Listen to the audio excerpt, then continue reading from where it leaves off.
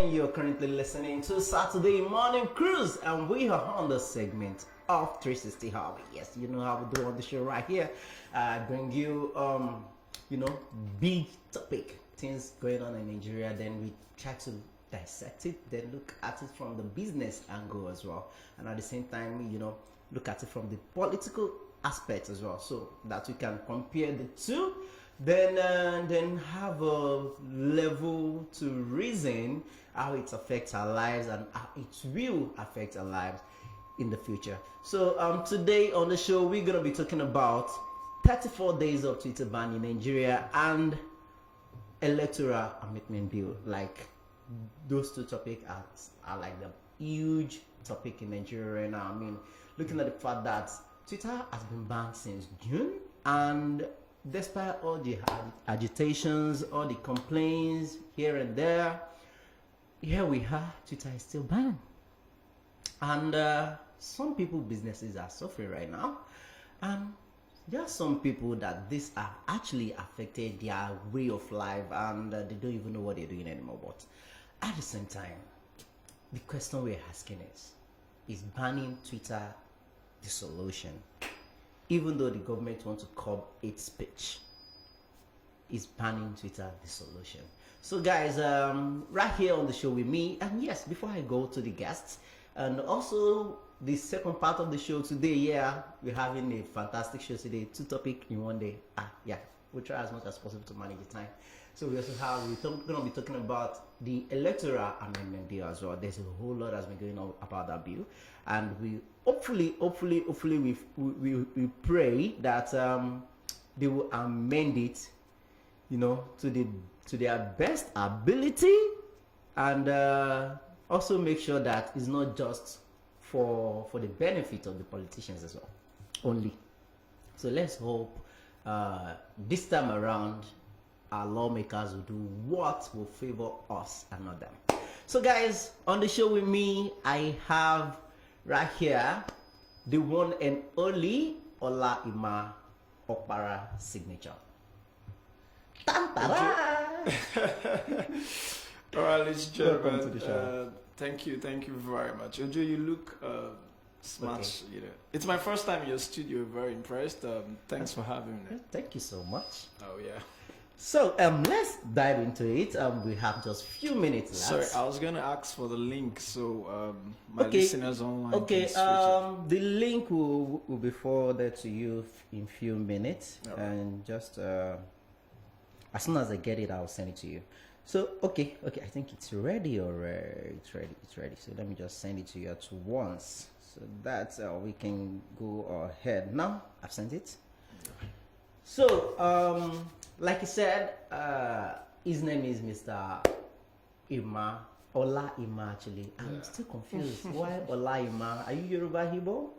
No, I'm not Yoruba, Igbo, I'm Igbo. So where is the Ola Igbo. coming from? Is this from the school of soft knocks? Alright. Okay. Basically, Ola in Yoruba means grace. Mm-hmm. Right, and then it also means wealth. So rather than say God is with us, you say God's wealth is with us. That's smart, right? Super smart. Thank you. Okay, so let's take it back to the topic, which is let's start with Twitter ban first. So currently, there's been a lot of back and forth over this Twitter ban thing. There's a period where Lai Mohammed said the Nigerian government got a message from the Twitter management that they would like to meet, to dialogue and find a way to resolve this Twitter ban issue in Nigeria. But it turns out that that didn't go well, and we are still where we are. So if I may put it to you, it's quite unfortunate. So if I may put it to you, as a Nigerian youth, I want to believe you use social media a lot. Very well. So how has this affected you and your business? So thank you very, very much. My name is Ola Ima Opera. I'm a signature and social entrepreneur, social commentator, visionary in Nigeria. So straight up to your question, so how has banning Twitter affected me, affected my business? And I speak for every young person. and of course, the very much inconsistent display of dehumanization happening in this particular government as well. All right, so the first thing is this. Because I'm always going to relate whatever I do with business, all right, and then national discourse. So the world has moved, right? So I've moved from the agrarian age, and then you get into the industrial age, and then from the industrial age into the age of information. And today we are in the social economy, and in other words, what that means is it's about the level of social capital that you have, right? Life has changed. People, the world, formerly before now, becoming a millionaire is a very tough thing, right? Before now, the gap between those in power, and then for some who are also within the lowest cadre of the society, used to be very, very tough. I mean, very, very tough. I mean, but now you are somewhere in a very deep village in Ogbomosho, and then you're a friend with Obama. Yeah. Social media, right? Yes, social and media. then you're a friend with Buhari. You could talk, you could get feedback, you could communicate, and all of that. These are the pluses of of social media and then the social age. Now, but the reality about it is that in some senior climes, people have decided to move beyond trying to start through the opportunities that this gives you to utilizing the opportunities that it gives, right? And one of the beautiful things with Twitter is that Twitter is not just a business platform, so to say, like every other part. It's not necessarily just a marketplace. It is also a civic engagement space. Exactly. Right? So with the hashtag trends and all of those things, many of the civil cases around the world and civil issues, civic engagements, agitations and all of that have always been driven by Twitter. Right? And that's the reason why you look at what the Nigerian government has done and then you ask yourself, are we going back to the Stone Age? Or we're growing with the change that we are seeing. Now, there is something about being a change. So it's either you are following the change or you're caught up with the change and then you're left behind. Right? It doesn't matter the numbers that we have. So look at about the advantage. Nigeria with over 200 million population. Right? And then we're on Twitter. Right. One of the beautiful things with businesses is that every business understands the need to do branding. And branding, I say, is about three things. The first one is about your process, the promises, and then the programming. Right. Every nations of the world understand the fact that a good image is everything. Sure. One of the reasons why we celebrate the Westerners, I mean, we celebrate nations like America and what China is doing, every of those world power. It's because they have a strong image, right? A strong image is everything.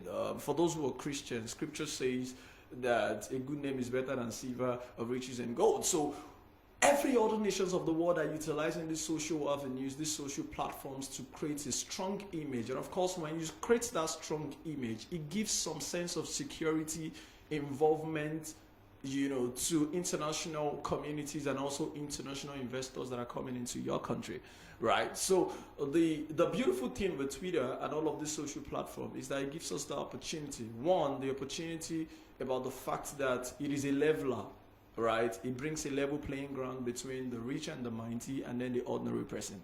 And then it's also a platform where you can do proper image branding of your nation, of your company, of your personality, and then that is able to give you some sense of, brand value, right? And, so the Twitter ban has done us no good at all, because what it has shown is that investors can no longer trust this country. Investors can no longer trust these young people, all right? Because people want to air their voice, but their voice are completely stifled, right? Yeah. So there's a limit to what we can say, right? And we're in an age where the rights to talk and speech and all of these things is what the entire world is talking about, right? Because the need to be able to communicate cannot be overemphasized. It's a basic human right in some other climb here, yeah? But the Muhammad Buhari's I use the word regime, I don't want to call it an administration.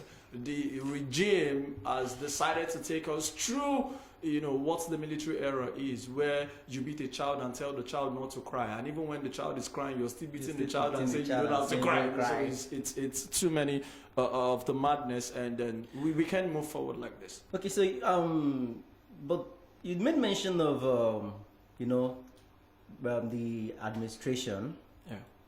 As I like to call it. You say the word they're trying to show strength, but don't you think they're actually trying to show that strong strength. Like when you were talking about brand, you said social media or Twitter helps to build brand, help to show strength in your brand and all of that. But do you think Nigeria government are trying to show that okay, they have control over their people, they have control over whatever is going on in their country? Don't you think that's why they banned Twitter? Yeah, one of the fantastic things about leadership is that the lowest form of power is coercion. All right, so as a father or mother, when you start to raise your voice to a child, it only tells that you've lost the right to own the child, to control the child and all of that. All right, that's what you're saying. Right, that's what you're saying. So there are other ways to do the exact opposite of what the people expect from you. Right, so we understand that this man before now has always had this military forceful kind of thing and all of those things. Right, so you get into power, people expect that you should do, more exact opposite of what we are told that you are. Right, and that's not showing up. Right, so the reality about it is that in fact it shows in its sense the weakness of this government. Right, it is a weak man that avoids feedback. It is a weak man that allows, it's his weakness to shut people up. Okay, let's talk about, speaking of weakness. Yeah. Speaking of weakness, according to Lai Mohammed, Twitter is a threat to Nigeria economy and Nigeria as a whole. So now, and if I'm to reverse it back, like trace back how we get to this point, it all started by the Nigerian government officials accusing people of hate speech, that there are too many hate speech on social media and they want to curb it. So now, if we're looking at it that, okay, the government on their part are weak because they don't know how to handle the situation in a proper way. So now, if I may ask, you as a user of the platform and also someone who lives in Nigeria in which currently going through the, the backlash from the government, how do you think hate speech can be curbed?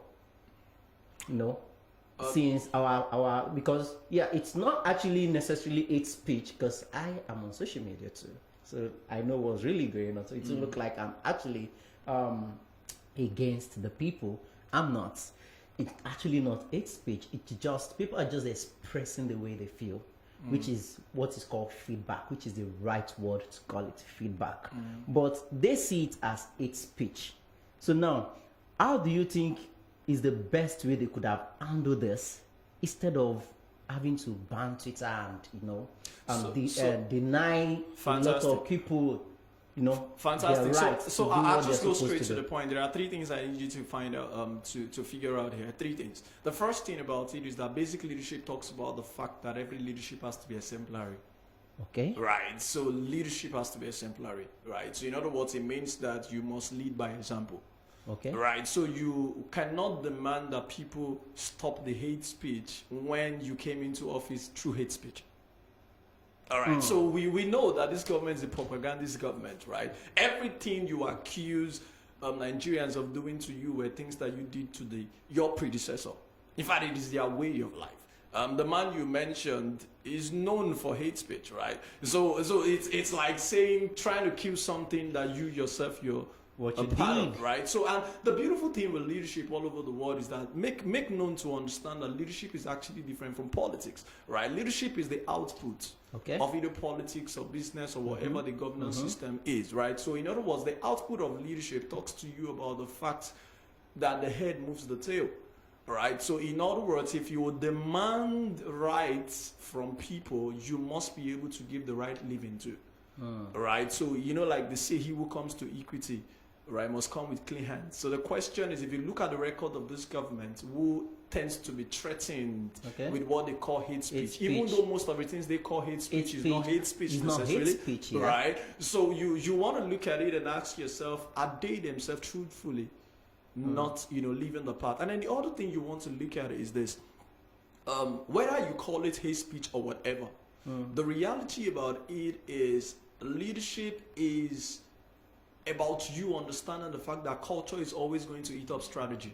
Okay. Irrespective of what your strategy is, even though we have seen too much incompetence from this government, all right, you must understand that culture is always going to eat up strategy. Okay. Now, in other words, Nigeria are not very difficult people. That's why we are easy people who easily move with trends. You know, some have said gullibility. Our vulnerability is a form of our strength. And we adapt easily. Right, you understand? So we're very adaptive, right? Nigerians are not really necessarily asking too much from their government. Give us water is not too much. Give us light is not too much, right? So Nigerians will follow. They will follow this leader who has proven over time that that leader can be trusted. So in other words, our culture here is a culture of don't say it and don't do it. Right? So if you say it, do it. Okay. Right? Irrespective of whatever strategies that you have, our culture talks about the fact that we want to believe you the first time.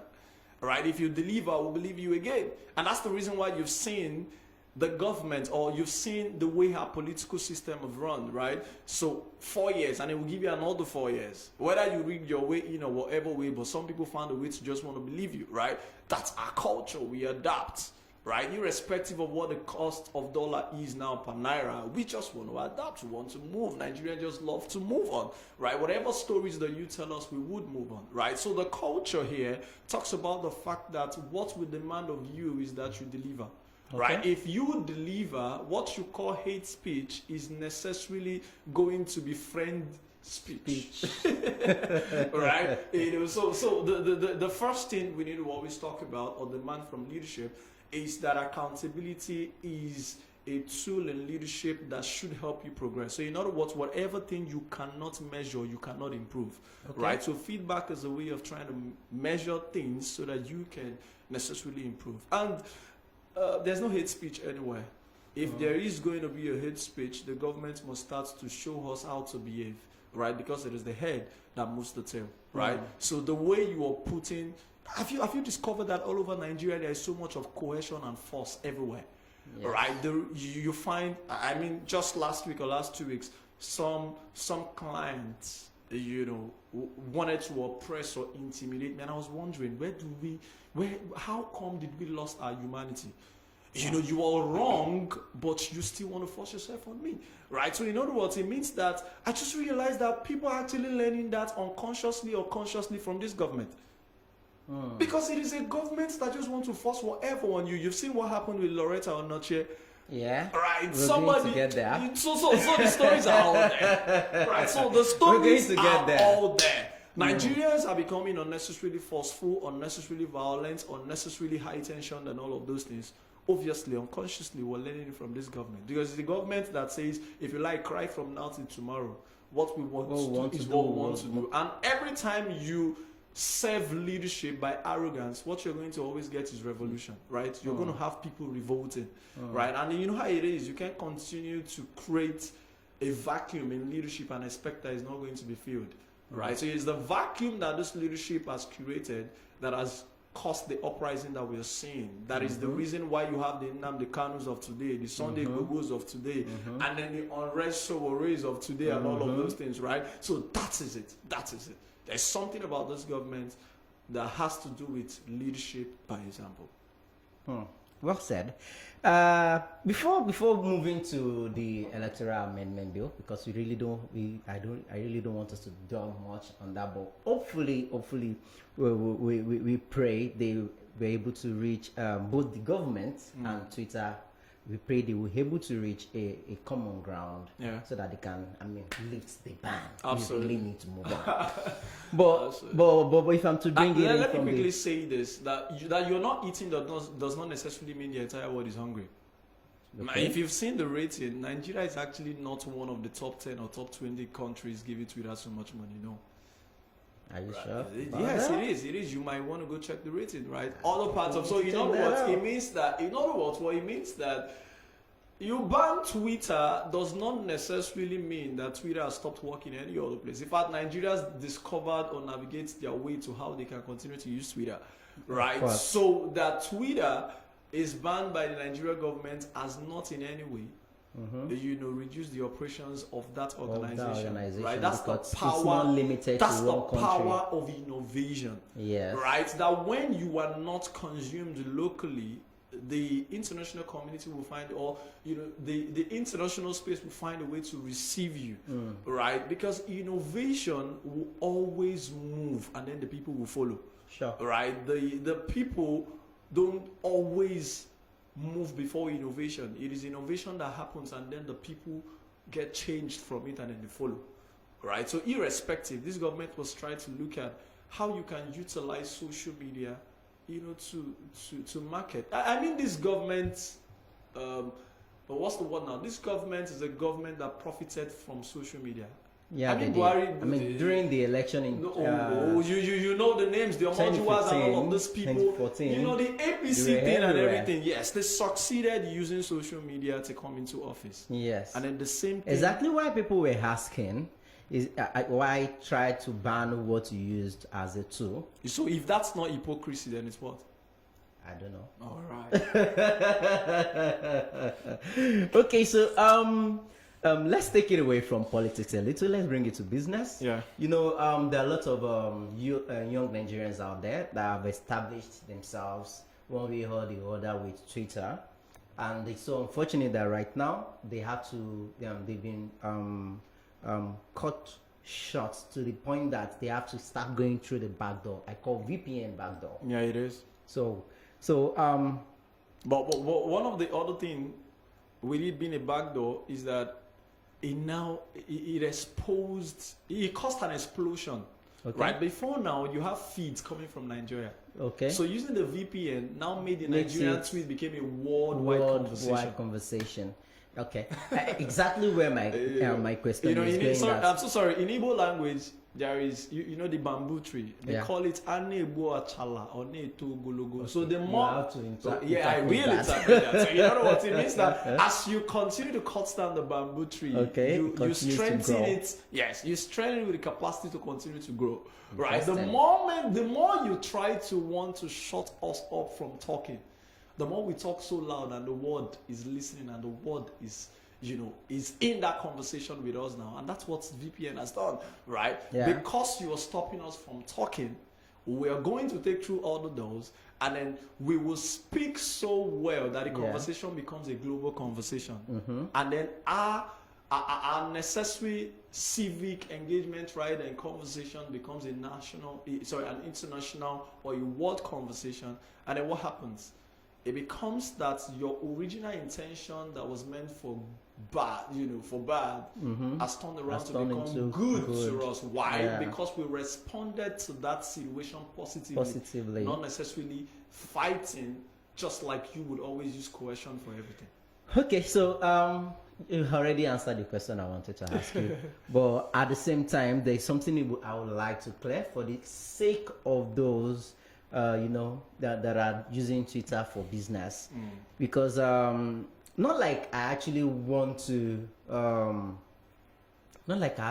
say, oh, Nigerian government, people should ignore Nigerian government and continue using Twitter or whatever, but I just feel the fact that, based on what ECOWAS already give orders that Nigerian government should not prosecute people that are using VPN to use Twitter right now, even though it's been suspended in Nigeria. So now, but we discovered that this ban is already making Nigerians lose a lot. Just recently, Toyota brand left the whole Nigeria that is like their largest market, left Nigeria to Ghana to go and build a assembling plant. Obviously, more of that is happening around Africa. And not just that, before Twitter was banned, Twitter also moved to Ghana to establish a branch. Not even a branch, headquarters of Twitter in Africa. Yeah. So, and like that, there are other brands that have been leaving Nigeria as well, just because of this Twitter ban thing. So now, it begs the question, what is the fate of those that are using Twitter for business? Because, and aside that, what is the fate of brands in Nigeria itself? Because if there are brands in Nigeria that uses Twitter as their major tool to promote their brands, and now it's banned, how would they survive? Would they still feel like they want to be in this country? How do we resolve that? How do we make them say that, okay, there's even if Twitter is banned in Nigeria, there's still a lot of goods in this country that they can capitalize on. There's still a lot that they can still achieve in this country. One of the fantastic things with business is that as an entrepreneur myself, exactly where I'm asking you the question. Ideas are super thing that no human necessarily can control. You might control how it starts, but largely you will not be able to control how it ends and all of that, right? So the power of ideas is hinged on the fact that you must always be concerned about solving a problem. Right, so you must have the problem-solving skills, and one of the principles to problem-solving is that necessity of course precedes invention. All right, so so the message out there to every entrepreneur is that, of course, we now know and we understand the fact that you cannot continue to build your own house on a inherited platform, right? So Nigerians are now, for many other PR companies and agencies, who, of course, immediately Nigeria government instituted a particular ban on Twitter. Like for my own company, I also handle some accounts for some clients. We sent a message straight up, and then we said, okay, this has been outlawed in Nigeria. For now, we're suspending, every necessary promotions or PR that has to happen on Twitter and all of that. Of course, because we are law abiding, and that's what's expected of you to do. Yes. But it also comes to mind that it's also a prompt to now start to ask yourself, how do you start to create your own local content? How do you start to create your own social media, right? And how do we start to export our own intelligence around the world? And when we do that, what happens is that the world starts to buy us. As the world starts to buy us, it becomes more economically viable. Right, and so much economical value as well. Now, in other words, look at the story of China, right? For every time they ban social thing, they created social thing. For every time they ban social thing, they created social thing. But here we have a culture of a people who don't necessarily create an alternative. You don't create an alternative, but you want to cut off original what you have. So the message for every entrepreneur is, we're at a time where this necessity is calling for innovation, fresh ideas, right? So the ideal about, of course, there are a lot of young, brilliant Nigerians who are developers who can come up with this, right? Who can come up with this, all right? There's a particular organization in Nigeria, of course, which the leader, was recently, captured or whatever way that they want to say it. They said it's repatriation, but there was no court order or no court hearing about the repatriation. So that organization at the time had felt threatened by Facebook. And then as I speak now, the organization already launched out their own social media. So that's, I was listening to TB Joshua's, one of his broadcasts, just during the course of his funeral and his passing. And then I heard the man of God say that when they banned his program on national television, on all terrestrial platform, because he was doing healing miracles and all of those things, right? That curated a need for them to start Emmanuel TV. And then you could see how much Emmanuel TV has grown, become the strongest phenomenon as far as tele-evangelism is about, right? So the concern here is that entrepreneurs and young Nigerian developers or IT inclined individual, it is now a message to say it is time to create something local. Local content driving local culture exported international, right? So that's the message for me as an entrepreneur.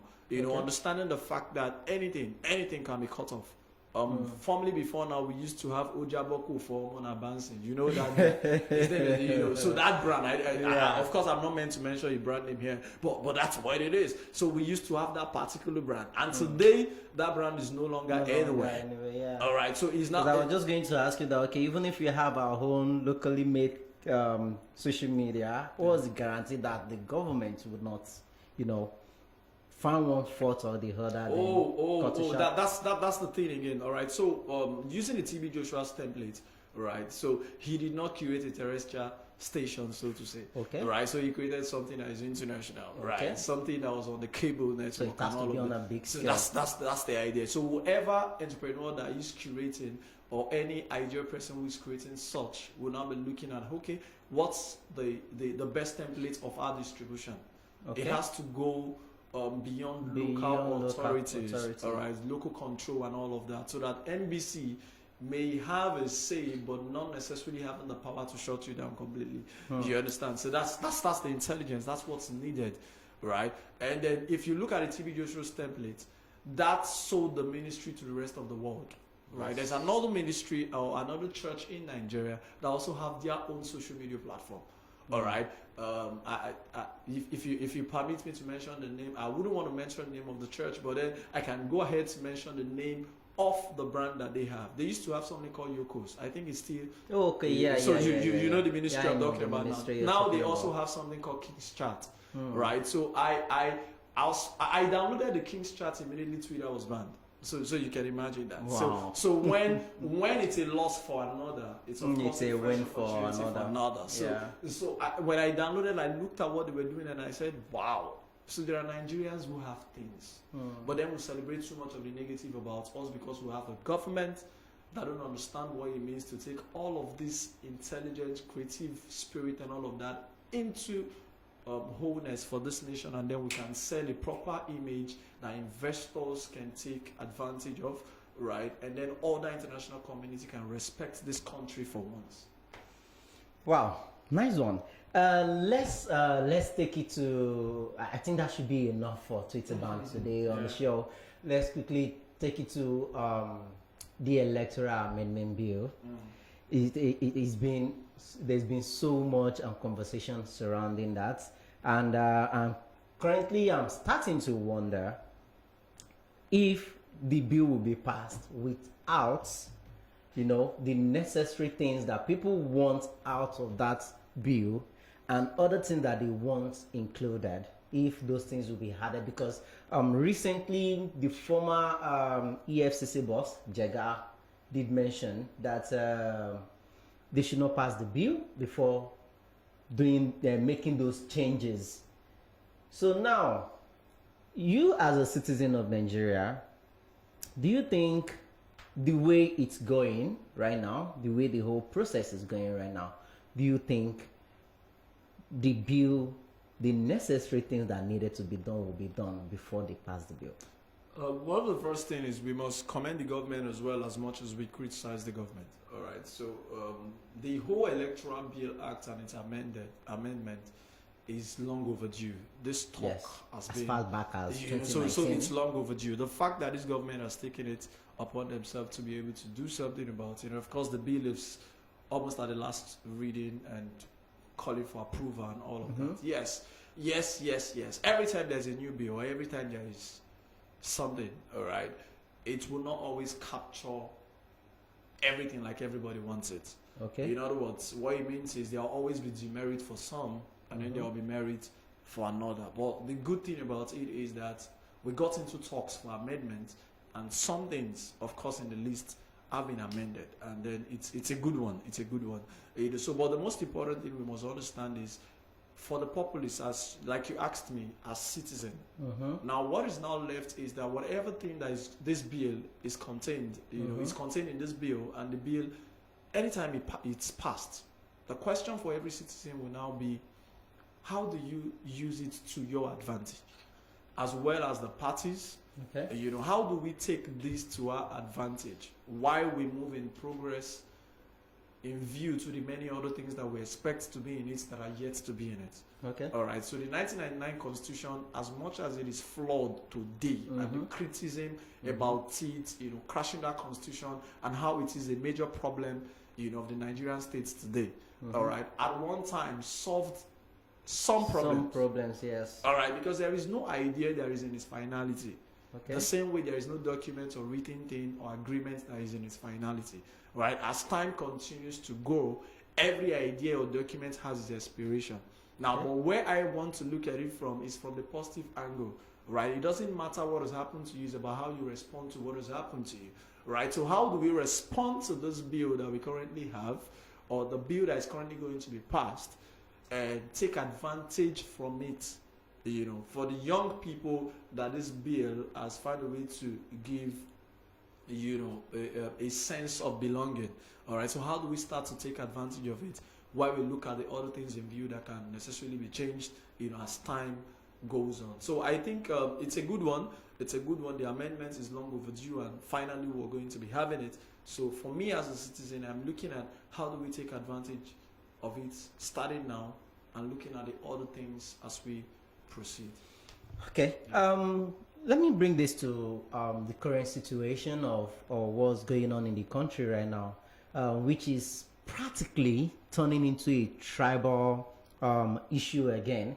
One of the beauty of the bill is the fact that it gives INEC the full control to utilize and explore the use of card reader and electronic voting.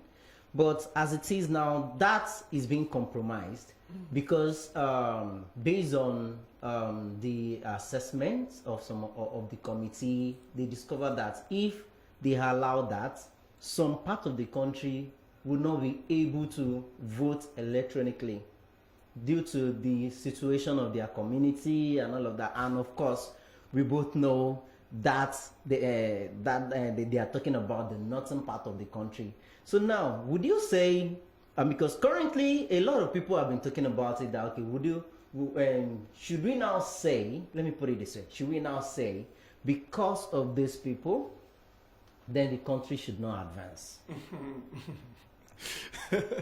All right, so for me, how I look at it is, an idea can be very perfect and its execution is poor. Okay. An idea can be very perfect, the timing is right, but the management is poor.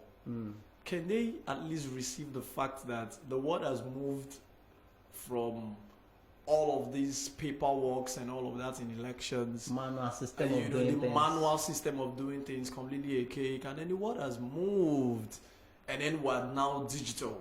Okay. Right, everything is now mobile, everything is technological driven. Right, so can they at least accept the fact that that is innovative, that is smart, that is the right thing to do at this time, is a credible thing to do at this time to curb electoral malpractices or rigging or whatever the situation is, right? It even helps us save costs. And then guess what? It also, to a large extent, will tame the level of electoral violence that we see around the country. So we they at least, when I mean they, I mean the North, that seem to be against the approval of having an online voting system and all of that. Yeah. Now, just to let you know, if everything has somehow moved digital in this country, then I wonder why shouldn't electoral processes go digital? I mean, there are over too many phone numbers in Nigeria, right? Of course. We are now a country where before now you would not make calls. Data was expensive, but now it's relatively cheap at least, right? Okay. So we are at that point where every banking system we use the internet, we use online, right? Okay. So in other words, it means that if exams can be written online, all right, why shouldn't we have our elections online? If we can do banking online, why shouldn't we have our elections online? Right? So the whole argument about having online voting is long overdue and the right time is now. Right? So the management and execution is something that can always be worked on to favor, locations per time. Okay. Right? But are we going to go online? The fantastic yes. And this is the best time. The North, I think, don't have any excuse as regards that. All right. So the same way they give a lot of excuses about how they are not yet sophisticated and social thing and all of those things. No, the world is not going to go. It's not going to stand still because Nigeria isn't progressing. So the same way Nigeria should not be, refused to progress because the North has decided, the northern elite, so to say, or the North political class, so to say, have found a way to put their people down so that they can continue to take advantage of their gullibility, profit from the decay of the system and all of that. Nigeria is not going to stand still because the North is yet to be that sophisticated, right? So an idea is fantastic, and it is. The management and execution of this idea is something else. And that is what we should be talking about, not necessarily saying it's not going to work or shutting that idea down. All right. So if we do everything already electronically, banking electronically, that was the message we got about internet, about phone calls, about banking, about exams, and all of those things. And today is gradually becoming our style, right? So let's quickly and practically now we work from home.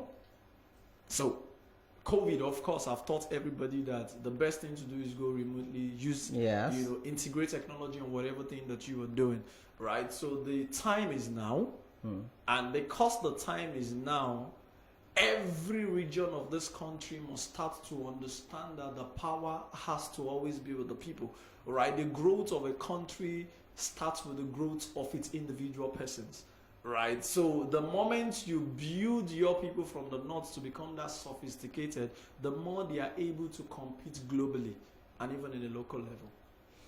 All right, so let's bring it to the business angle now before we end the show. This electoral amendment bill is like saying this is what will determine what or who is going to be our next leader. Absolutely, and everyone must get involved. Yeah, and this is something that everybody needs to be part of. So now, if they are not going to make any changes in the bill, or maybe the changes they're going to make wouldn't really make much difference. Because based on the reports, some people are saying that most of the things that they're going to change in the bill only favors the ruling party, which is the All Progressive Congress that we all know, APC. So now that the bill, there's so much about the bill, and it's kind of looking like is not going to give Nigerians what they actually want. Do you think Nigerians should still, sit and allow it to go, or you think we have to go out there and let the government know that, okay, we are not doing this again? Because it's practically looking like we're going, it's like you're going round and round and you end up at the same place. The beautiful thing is that we must come to accept the fact that there is talks already on amendments. Okay. And then the bill has passed a lot of reading, and then it's at the last stage where it has to be approved, endorsed, signed, and all of that. So we must move away from this, right? And understand, like I've said, how do we start to take advantage of the clauses and the many components that this bill, or the power that it gives? Whether the bill gives the power to the ruling class, of course, APC is not always going to be the ruling party, right? So if any other, but it's looking like, but based on reports, it's looking like they're gonna be there for a long time. No. 2023 was so certain. Nigerians already will kick this party out. I can tell you that for sure. All right, we are not. I can tell someone you, is not agreeing with you. No, I can tell you that for sure. All right. One of the truth about it is that we're Nigerians. All right. When we're ready, and you know what I mean, right? So when we're ready, and you know what. And the scorecard for this government already is 0. All right. And so as an entrepreneur in Nigeria right now, and I'm putting it to you, I'm using it as a point of reference to every other entrepreneur out there. So what role do you think businessmen in Nigeria have to play? Simple. To make sure that 2023, the people of Nigeria vote for the right person? Because if you look at this holistically, it's no longer affecting just the Nigerians only anymore. Because if Nigerians go out there and vote for the wrong person, again, I'm saying again, it's not only going to affect Nigerians, but it also affects everybody in it. Obviously. Either you're in Nigeria or not, as long as you have business here, it's definitely going to affect you. I am super excited. You said if we go to vote the wrong person again. In other words, it means you're accepting that this current one is actually wrong. I'm not saying that. I'm just saying. No. This one is wrong. All round. I'm just saying all round. It is wrong. For the wrong person. I didn't say no, the it's person there now is wrong. I'm just saying all round. Yeah, but it's certainly wrong. All right, the scorecards are there to show. And one of the beautiful things that we must come to accept is. irrespective of what it is, this government that we have seen, permit me to say, it's actually in my own context, largely a disgrace, to the whole thing that Nigeria represents, right? It has in any way not appear like a government anybody should record with, right? But of course, that's what we have because we're operating in a democracy where the majority, have. So let's say the majority voted for this person. Certainly, we've seen the body language. This person hasn't delivered. Not this person and his party hasn't delivered. No, not if it's even expectation. It's something else, of course. But this, it's nothing to write home about. So to your question, the first thing is it's time for everybody to get involved. Right? Everybody needs to get involved. Let's do away with all of these ideas of full-time politicians. It has not served Nigeria any good. Okay. Right? And that's the reason why you see what you are saying or what you understand that, take for instance, since we have this democracy from 1999 down to this point. So you've had full-time politicians being president or whatever and all of those things, right? So it's time for entrepreneurs. And you've seen what they can achieve so far. Exactly. Well-meaning Nigerians, entrepreneurs, and every other person within some other space, right? And I'm excited. We're seeing a lot of young people taking advantage. We're not getting into politics. Now, but one of the major things is not about just getting into politics to go be what the old used to be. And one of the things I started to talk about is hashtag vote no old. All right. So there is no way. Yes. Hashtag vote no old. There is no way anybody who's been a part of our problem have a solution to solving our problem. I don't know if you understand what I mean. So if you are a part of our problem, you can never have a solution to taking us off that problem. So in other words, it's like saying when I'm in the pit, chances are that I can't help the same person who is inside the pit with me. Somebody has to be edge up. Right? So somebody has to be on the edge. So if anybody who is vying for the next election, of course, which are these old people? I mean old, I mean somebody who is truly an old wine. In other words, they are part of the polity that has brought us to this level of dilapidation, this level of trouble and misery. So every Nigerian must decide to say that if you're part of our problem, we're so certain that you cannot be a part of that solution. All right. Wow. You cannot be a part of that solution, right? So let that generation pass on, and then let the other fresh generation decide to move things. So everybody must get involved. Everybody must get involved. And the first way to getting involved is not to look at the national cake. That would be the wrong way of trying to also tend to the foundation or the style of the old. Okay. All right. Let the real leadership start with you changing yourself first. Right. So what would you want your own Nigeria to look like? And then you start to become it first.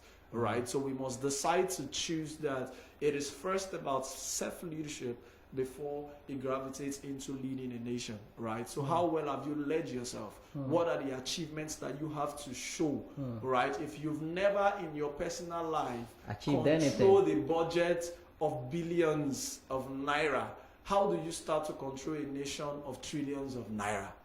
And so these things we talk about capacity, and that's one of the error of this particular government. I mean, you have a man in the heads of affairs who in his personal life was never able to do something for himself. I mean, one of the story they told us, sheepish story they told us during the elections, another of their propaganda is to say that this man is not corrupt. Right? So the question I always ask is, if you say this man is not corrupt, and that's the reason why he stays in his father's house somewhere in Daura, that's the only reason why he has only 50 cows. If you say this man is not corrupt, does it mean that people who are completely legitimate and not corrupt people cannot be rich? So if that's the argument, then it means that this man obviously was somebody who never did anything for himself, and how can he do something for others? So you cannot give what you don't have.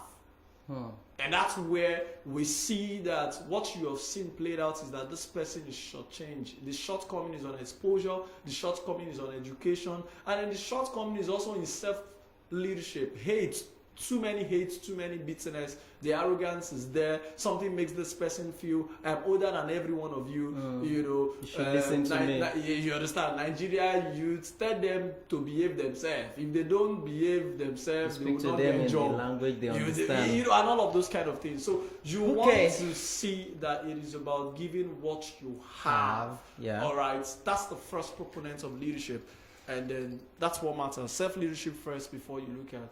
All right. Wow. Our time is fast spent, and wow, we've really spent so much time. And I would also love us to go into the talk a little about the Loretta Onoche appointment thing, because it's somehow connected to this amendment bill thing.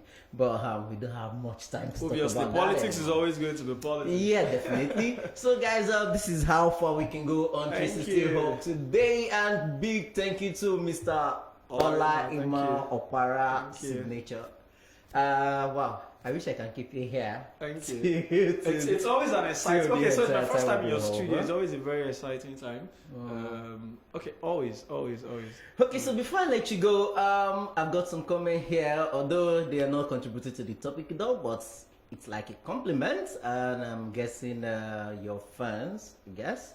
We've got Nonye Eze, and she says boss with so thank you. Okay, then we have Abike Olubisi.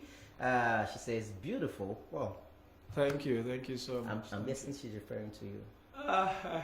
Beautiful. All right. So guys, don't forget to follow us on our social media platform. On Instagram, we have Broad Street Arohedi. On Facebook, Broad Street Radio Henji. On YouTube, Broad Street Radio Henji. And in case the Nigerian government decided to leave the ban, we have Broad Street ROAD on Twitter. And in case you want to sponsor the show or partner with us, or market your brand here, we can do that.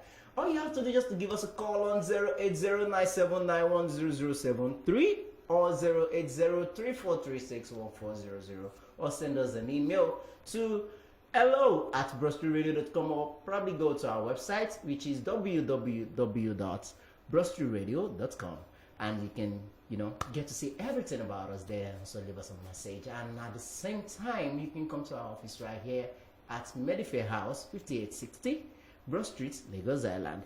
And trust me, there's still more things for you right here on Saturday Morning Cruise. We still have On Flicks, where we're going to be talking about movies. Yeah, I love movies a lot.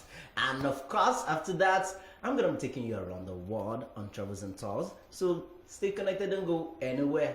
We have Broad Street Radio, your number one business radio station. And my name is Ojo Lasisi, aka Renova, and Mr. Ola Opara. Thank you very much for having me. Any words for your fans out there watching you right now? Okay, so we have this event happening in October in Lagos and then Abuja. Okay. It's called Win Nigeria. It's time for good people to start winning Nigeria. You didn't invite me though. No, we were still in plans, right? so certainly, Broad Street Radio is also going to be one of our partners on the media level, and we'll be very delighted to send our partnership proposals and all of that. All right, but ultimately, the language and the word is goodness everywhere. All right, goodness everywhere. It's time for good people, good ideas, good systems, good innovative cultures, and new ways of doing things to win over Nigeria. Enough about good people laying back. It's time to take the center stage, and then we're glad to be leading that voice. Win Nigeria, goodness everywhere. All right, guys, there you have it. Look forward to that. And of course, like I said, stay connected, don't go anywhere. This is Broad Street Radio. Thank you.